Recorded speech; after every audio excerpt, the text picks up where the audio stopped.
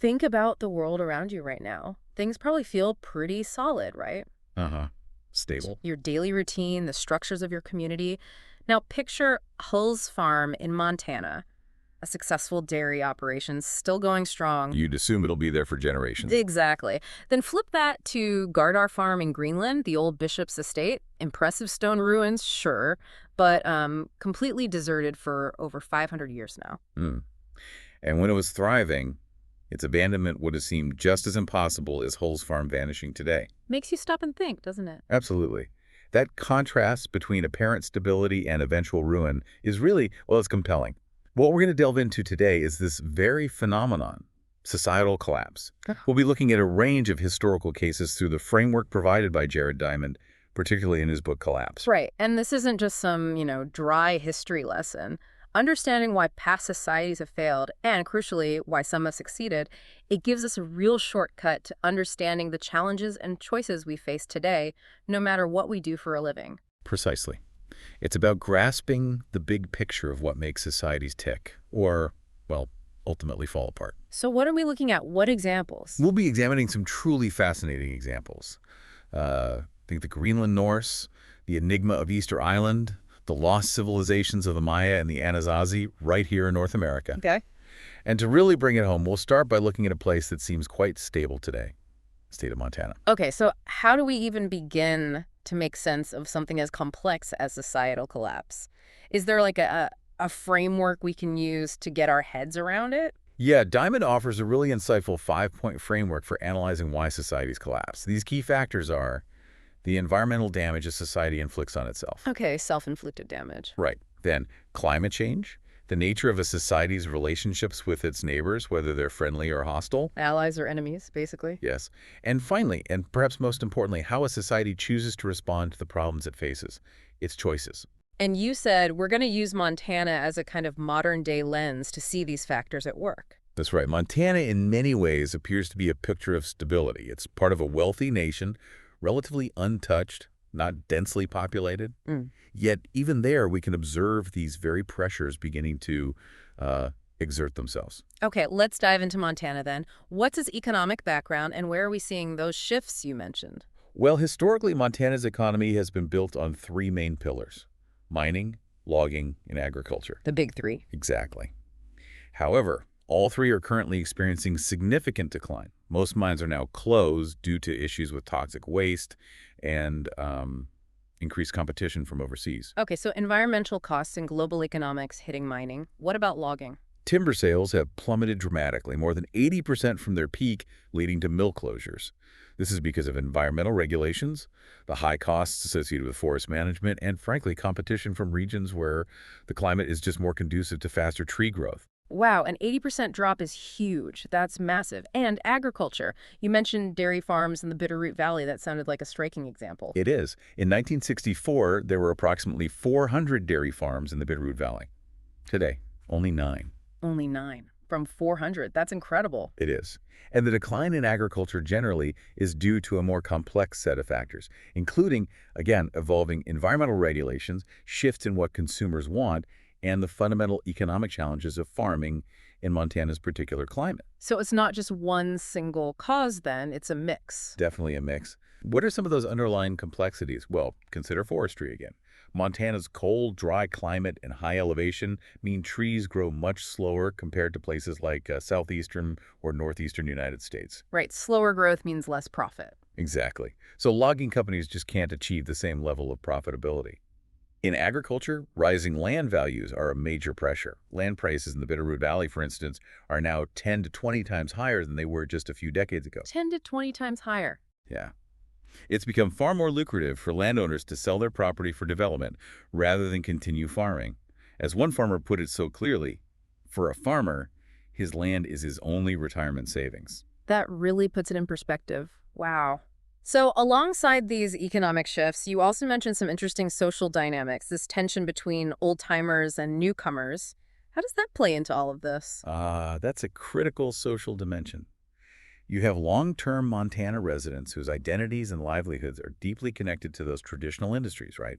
mining, logging, farming. Right, their whole way of life. And they're often finding themselves at odds with more recent arrivals, who tend to be wealthier and may hold different values and expectations for the land. This is particularly evident in rapidly growing areas like the Bitterroot Valley. So clashes in values. Yeah, and economics too. The soaring land prices we mentioned. Mhm. They're effectively pushing out longtime locals and creating a real crisis in housing affordability. You hear longtime residents express frustration about newcomers buying up large tracts of land, which can restrict access for traditional activities like hunting and fishing. Things they've always done. Exactly. And it generally disrupts the established way of life. There are even conflicts over things like elk migrating down from the mountains to feed on hay. Elk. How's that a conflict? Well, newcomers might see it as a charming wildlife encounter, right? Yeah. But for farmers, it's a direct threat to their livestock feed and their bottom line. So totally different perspectives. Okay, so we're seeing these economic transformations and the resulting social friction. What about the specific environmental challenges that Montana is facing? You mentioned the framework earlier. Right, the environmental damage factor. Right. Montana grapples with a number of significant environmental issues. Mining has left behind a substantial legacy of toxic contamination. Yeah, you hear about Superfund sites. Exactly. And cleaning up these sites is an immense undertaking, especially with older mines that weren't adequately bonded, meaning there wasn't enough money set aside for cleanup. The example of the Anaconda Copper Mining Company from a century ago illustrates that this is a long-standing problem. 100-year-old problem is still being dealt with. Absolutely. Then there are forest fires. Our understanding of their role has evolved.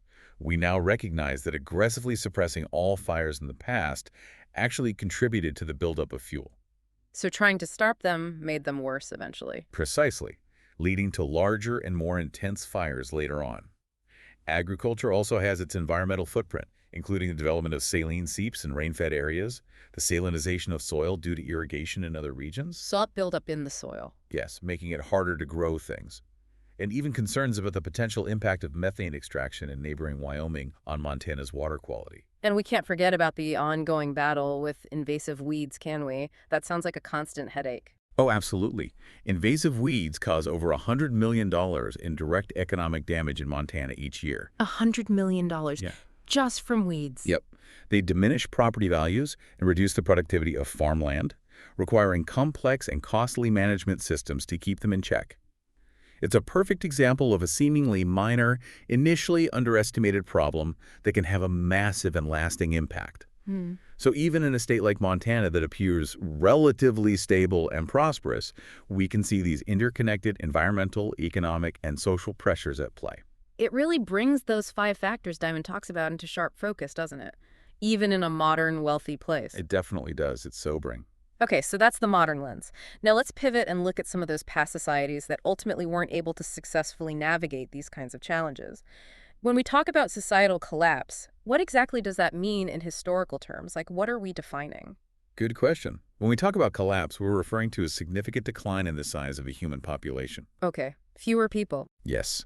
And/or a substantial loss of political, economic, and social complexity across a large geographical area. So things kind of fall apart organizationally. Right. And this decline is sustained over a considerable period of time. It's more profound than just a temporary setback or change in leadership. Got it. And you mentioned a few examples earlier. Let's delve into one of them. The Greenland Norse always struck me as a particularly fascinating case.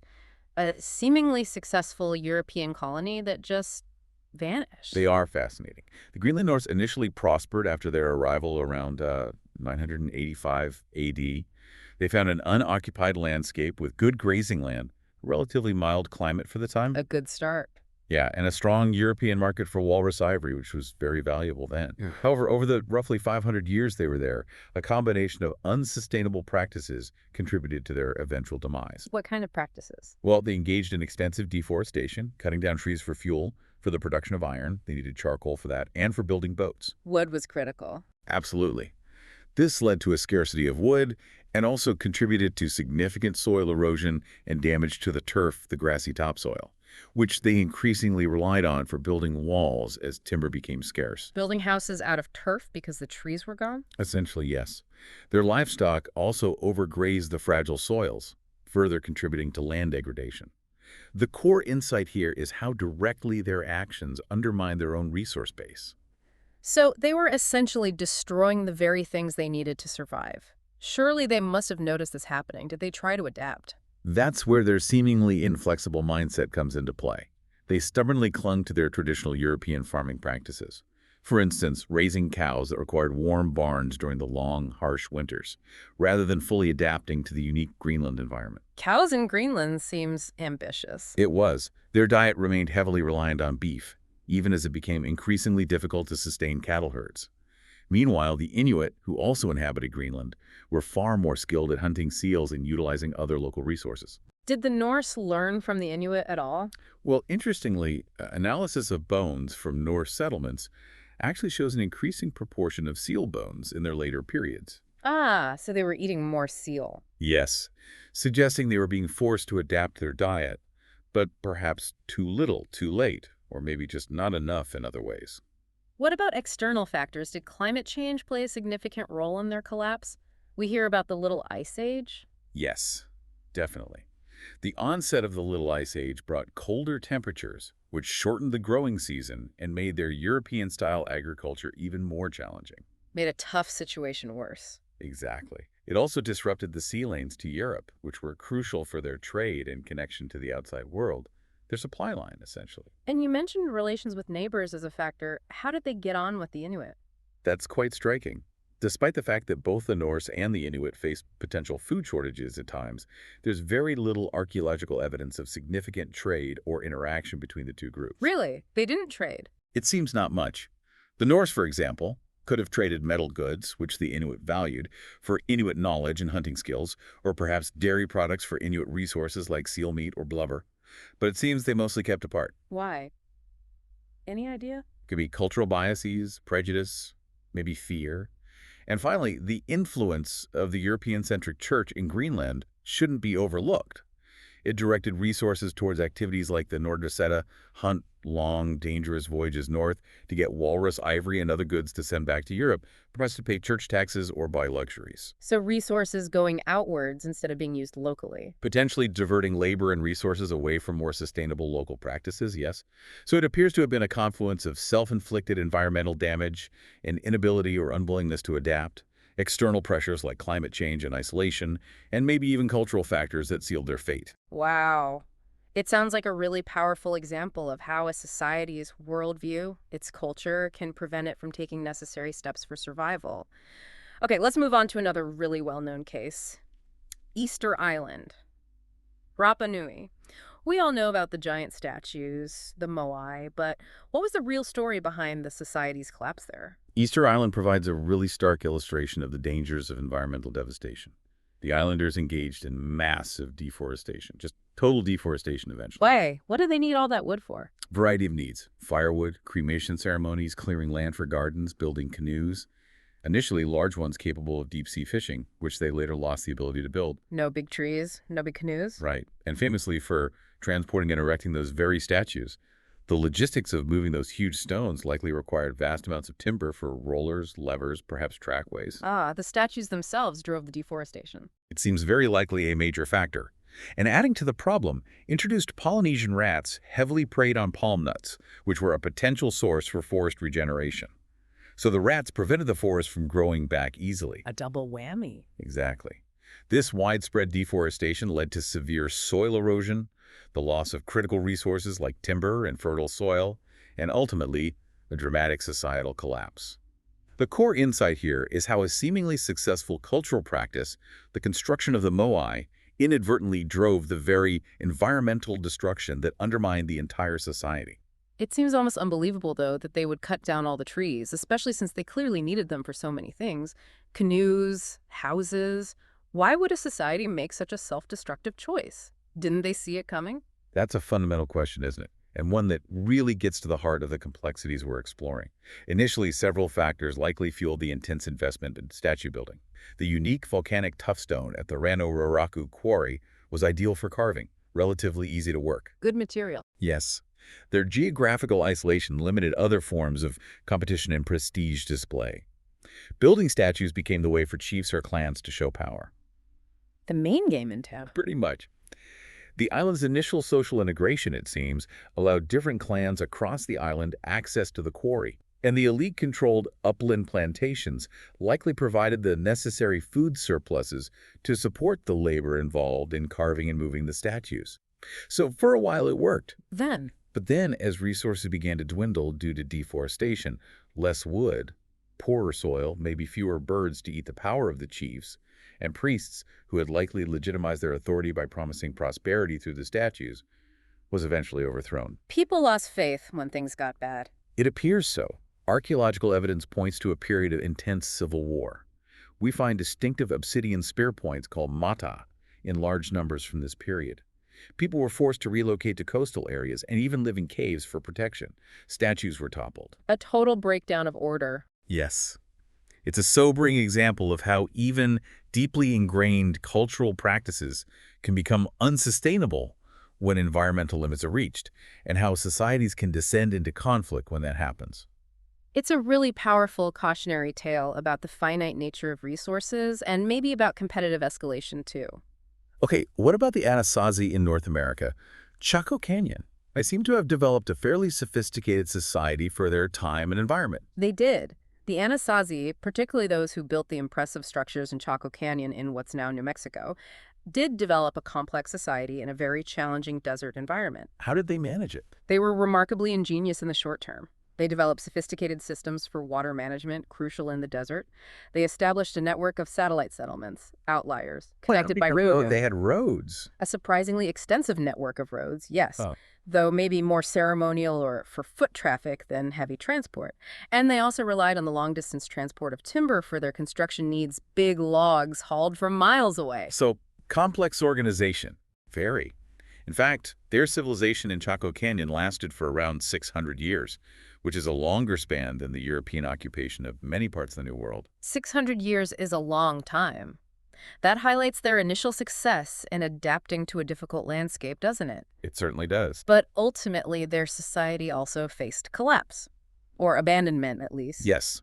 Over the long term, environmental changes such as arroyo, cutting the erosion of deep channels by flowing water, which lowers the water table. Making it harder to farm. Right. Dropping water tables generally, and the exhaustion of soil nutrients from farming the same areas for centuries, combined with potentially unsustainable resource management practices, like deforestation in the surrounding uplands. All this led to their decline and eventual abandonment of the major centers, like Chaco Canyon around 1150 AD or so. Though their success couldn't last forever in that environment. It seems their impressive short-term adaptations couldn't overcome the long-term environmental realities of their fragile surroundings. The key insight here might be that even innovative short-term solutions can create or exacerbate long-term vulnerabilities, especially if they allow the population to grow beyond what the environment can sustainably support during tougher times, like droughts. Right, success leading to vulnerability later on. Okay, and finally, let's touch on the Maya civilization. They were incredibly advanced in many ways, writing, astronomy, cities. What factors contributed to their well-documented collapse in the southern lowlands? The Maya collapse in the lowland regions during the Classic period, roughly 800 to 900 AD, is another complex and much debated topic. But again, unsustainable deforestation likely played a significant role. Deforestation again. Seems like a common theme. It really does. It potentially contributed to decreased rainfall locally and definitely increased soil erosion. We also see evidence from skeletal remains from the period showing increasing signs of disease and malnutrition. So people's health was declining. Indicating a decline in overall health, yes. Population growth and the apparent abandonment of more sustainable hillside farming practices, like terracing, likely put increasing pressure on agriculture in the valley floors. This could easily lead to resource scarcity and conflict.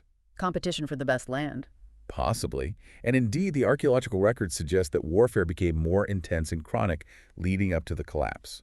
We see more fortifications being built, more depictions of warfare in their art, and deciphered writings often talk about battles and capturing rival kings. So internal conflict was ramping up. It seems so. The limitations of food supply and transportation, they didn't have draft animals or wheeled vehicles, also likely prevented any single Maya city-state from unifying the region, which probably exacerbated these ongoing conflicts between rival kingdoms. Constant fighting. Yeah. And finally, paleoclimate data information from lake sediments and things like that suggest that a series of severe droughts also coincided with the period of the classic Maya collapse. Drought on top of everything else. Exactly. likely exacerbating all of these existing stresses, the environmental degradation, the overpopulation, the internal conflict. So it seems to have been another case of a confluence of factors contributing to their downfall in that region. Not a single cause, but a perfect storm. So across these very different societies, Norse, Easter Island, Anasazi, Maya, we see some recurring patterns emerging, like environmental impact, maybe inflexible responses, conflict. When we compare these failures with societies that actually manage to survive for long periods, even in challenging environments, what are some of the key differences? What lessons can we draw from their successes? That's a crucial point to consider, yeah?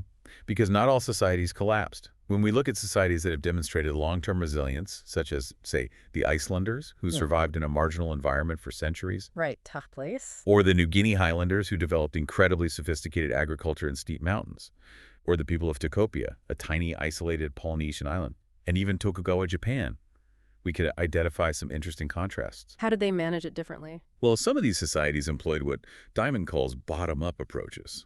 This is where local communities developed and enforced sustainable practices themselves. The New Guinea Highlanders, for example, developed amazing sustainable methods of forest management, almost like farming trees, silviculture. Local knowledge and practice. Exactly. The small island society of Tokopia developed a very highly regulated, collectively oriented social structure with extremely careful resource management. Everyone knew the rules. Everyone watched everyone else. They even practiced population control at times. Wow, strict social control for sustainability. Yes. In contrast, other societies like Tokugawa, Japan from the 1600s to the 1800s implemented more top-down approaches. Government-led. Right. The central shogunate government recognized they had a massive deforestation and population crisis brewing, so they enacted and enforced nationwide policies to address it. Strict regulations on forestry, promoting planting trees, developing alternative fuels, reducing timber consumption in building, and even encouraging lower birth rates. And it worked. They reversed the deforestation. So top-down rules versus bottom-up community management. Exactly.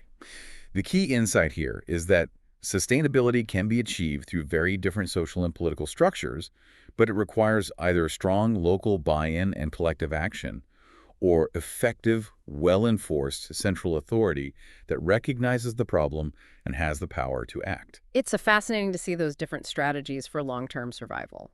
Okay, looking back now at the societies that did collapse, what are some of the common threads that tie their stories together? What are the big recurring lessons? Well, one really prevalent theme is that these societies, often inadvertently, caused significant damage to their own environment through actions that likely seemed rational or necessary in the short term. Cutting down that next tree, farming that slope more intensively. Short-term gain, long-term pain. Pretty much. There's often a significant failure to perceive and act upon long-term consequences or early warning signs of environmental stress. Or maybe the signs are seen, but ignored. Why ignore them? That leads to another recurring phenomenon, what Diamond terms rational bad behavior. This is where individuals or groups prioritize their own immediate self-interest, even if it ultimately harms the larger society or the environment. Like what? Give me an example. Think about, say, logging companies that operate with short-term leases. They have little incentive to manage forests sustainably for the long haul. Their goal is to maximize profit before the lease runs out. Get in, get the logs, get out. Right. Or mining companies that might underbudget for cleanup, or fight against regulations that would make cleanup mandatory and expensive. They prioritize short-term profit over long-term environmental responsibility. It's rational for them in the short term, but bad for everyone else in the long run.